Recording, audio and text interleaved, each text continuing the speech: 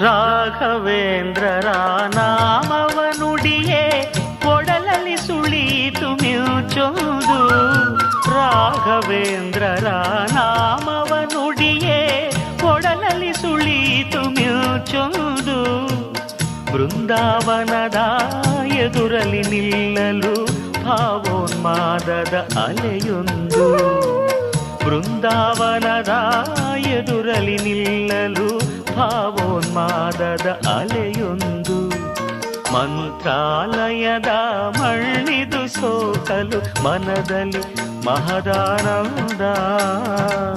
ತುಂಗೆಯ ನೀರಲಿ ಮಿಂದಿಹ ವೇಳೆ ಸವಿದೆನು ಶಾಂತಿಯ ಮಕರಂದ.